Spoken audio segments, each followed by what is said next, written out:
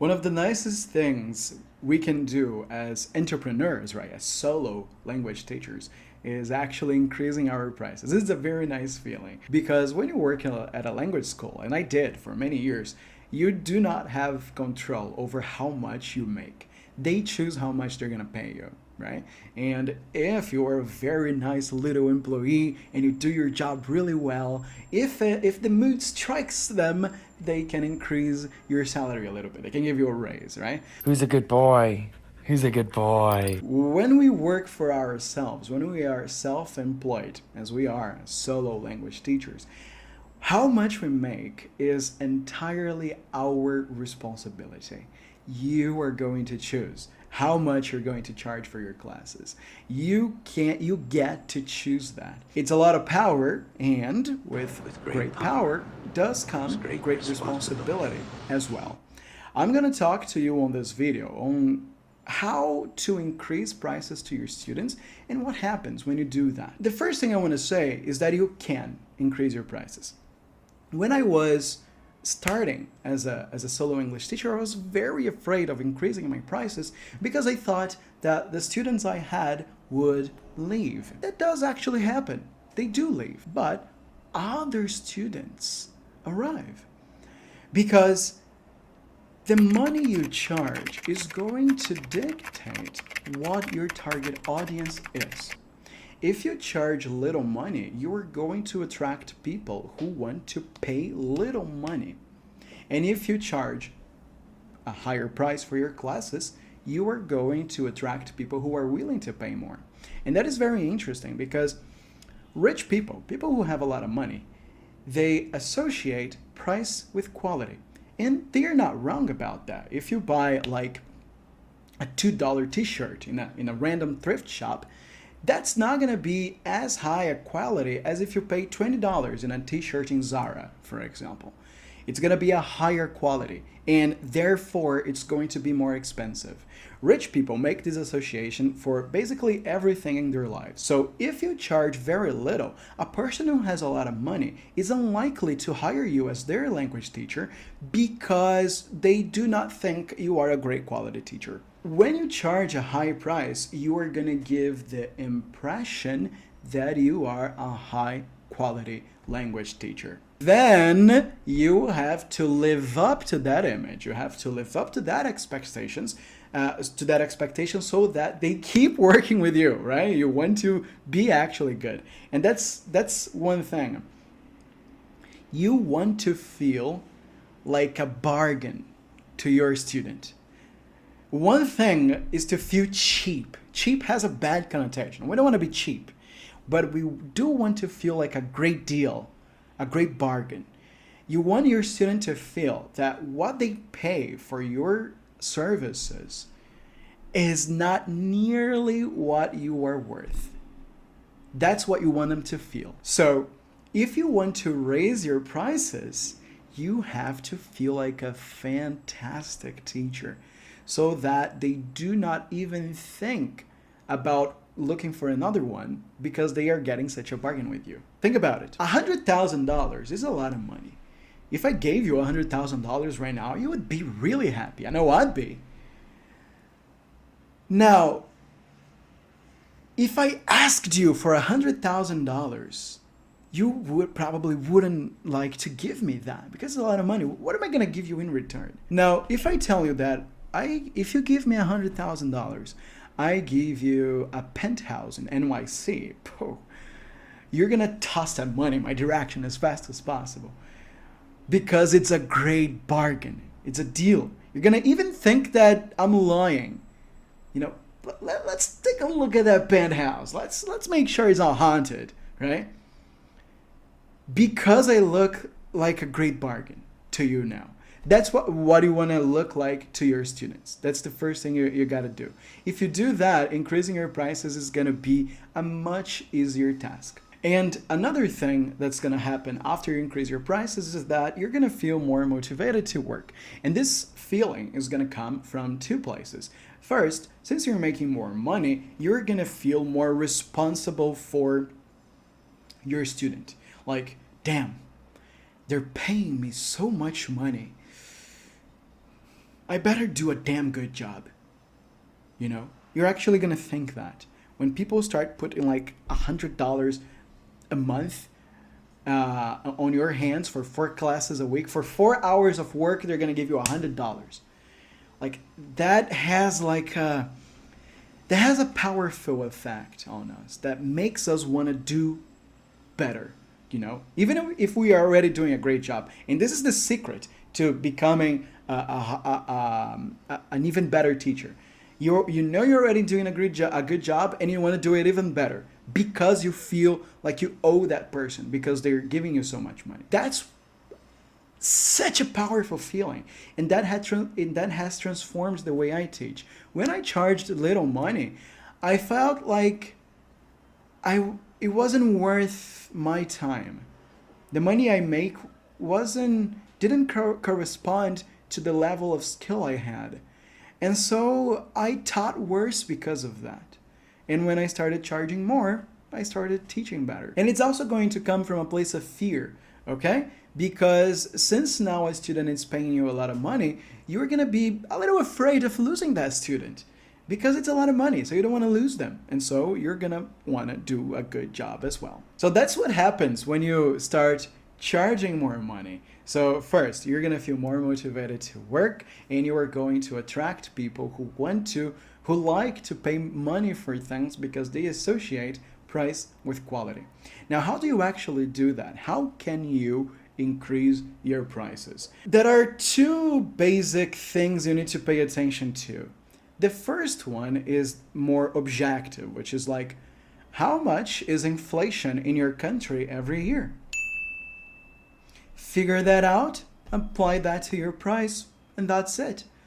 If inflation is 5% in your country, and then you charge $100 an hour, for example, then next year you're going to be charged $105 an hour. That's simple, right? Now, this is going to vary from place to place, from currency to currency. My currency fucking sucks, for example, so I have to increase my prices nominally in a big number. I have to put a big number on my prices every year. So, for example, last year I charged 440 reais for 4 classes a month, and now I charge 550. So I increased my price in 110 reais, okay? But if you look at the price of the dollar last year and this year in my currency, I didn't really increase my prices that much because, again, my currency fucking sucks, right? Hopefully yours sucks less, and so you're gonna be able to put a smaller number on your price increases. This is the objective, straightforward way to increase your prices. Look at the official inflation numbers and do that. Another thing you can do is look at the dollar, right? You want to try and make a consistent dollar amount, and then you compare your currency to that. I do something closer to that because I cannot trust the inflation numbers published by my government. So if you live like in Colombia, for instance, and you want to teach language, then you have to look at the dollar, not at your local government inflation. You want to keep making the same dollar amount. Sometimes this is going to be easier, sometimes it's going to be harder because people's salaries do not increase according to the dollar. They do not even follow inflation, actually. So depending on how bad the economic situation in your country is, that's going to be harder and harder to do. And then you have to increase your quality more and more and more so you can, remember, feel like a bargain to the people who actually pay you. The second way to do that is by setting yourself a standard. For example, my standard is I do not want to work for less than $20 an hour. This is me. This is my number. My number is the number 20. I'm 27 years old. I have been a teacher for a while now, and I want to be paid more than a McDonald's employee is. In the United States, a McDonald's employee makes between $15 and $21 an hour, if I'm not mistaken, right? I want to make at least that, at least as a fast food worker in the United States. You know, this is my number, $20. and then I try to focus on that as much as possible. Your number is probably going to be different. Do not copy my number, okay? Have your own number. If you're like a beginner language teacher, I think $10 an hour is a fantastic goal for you. And then maybe 11 next year, and 12 the other year, and 15 the year after that. And then you can go increasing little by little. Okay? Think of a number where you think you would feel valued. I feel extremely valued with $20 an hour because with this money and the amount of students I have, I can do whatever I want. I can travel to anywhere I want in the world. Of course, I'm not going to be in like a 6-star hotel or anything like that, but I can rent an Airbnb in Italy for a month and stay there. You know, I can do that if I want. And so I feel extremely comfortable. I am a very low maintenance person, financially speaking. So for me, I'm very happy with that. If you have a kid, for example, you're probably gonna think of a bigger number. Like, so I can do everything I want and give my kid everything he wants. I'm gonna charge $30 an hour. This is the number for me. If that's your number, that's your number. Then you have to work on being good enough to be worth that number. Right? What we said in the beginning, you have to feel like a bargain to your student, right? Then you gotta do the work, right? So think of a number and focus on that number. For me, it's 20. For me, it might be 30. For you, it might be 10. It might be 7. I don't know. Maybe you live in a really poor country in Southeast Asia, or you live in, I don't know, man, some landlocked African country, and for you the big number is $5 an hour. Man, no worries. You charge what you feel like. You know, that's the good thing about our profession, is that we can do whatever we want. We can charge whatever we like. It's our responsibility. And one last thing I feel like I have to say is that you have to be reasonable with your price increases on how much you are going to charge, because like if you double the price of your classes to your students, they are not gonna like that, and they are very likely to cancel with you. They are not gonna keep working with you because doubling your prices it might be way too much. And then you wanna be reasonable. Think about that. And also, if you choose to increase your prices with no warning, they are not gonna like that. So let your students know about your intentions. So I increase my prices every year from one year to the next, because that's when most things increase in prices. People have readjustments in the rent over a year.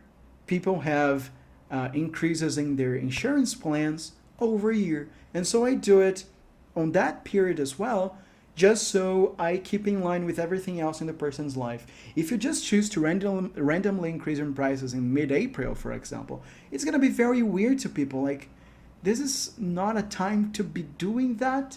That's not when I'm used to have my prices increased. I wasn't ready for this. So it can be a little weird.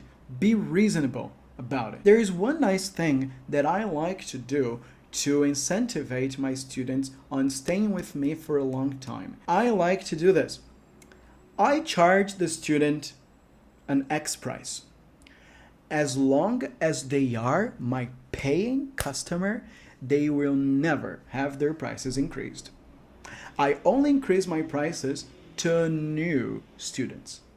I figured this as an excellent way to incentivize loyalty from the student, because sometimes in a student's life, sometimes they are really focused on having their language classes with you, but then something happens. Maybe their dog gets sick, and so they have to pause their classes for a while.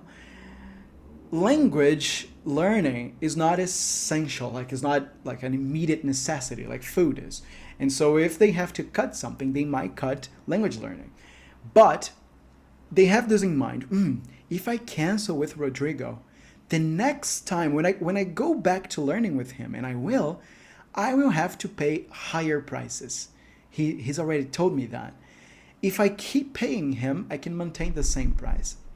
So I will not stop paying Rodrigo. I'm gonna ask him to I'm gonna pay him normally this month. I'm gonna ask him to save these classes for the future when I have more time perhaps, and then I don't have to have my prices increased. This really incentivizes the loyalty on students. I like working like this, and they are very happy with that as well, because they are loyal to you and you are loyal to them. You don't increase the prices to them unless they stop paying you, which I think is pretty fair. So there you go. That's what's gonna happen when you increase your prices. You're gonna attract more students, you're gonna feel more motivated to work, and that's how you do it. Inflation, put up a number for you, and be reasonable about it, okay? You should definitely watch my previous videos on how to get students and how to actually figure out how much you can charge someone, because you can only raise your prices if you already have students and already charge something to begin with. So go watch those videos because they're gonna help you a lot. And that's it. Thank you for watching. Leave a like so I know you're out there. Subscribe to the channel so you don't miss my next upload. And that's it. Let's make a living out of language.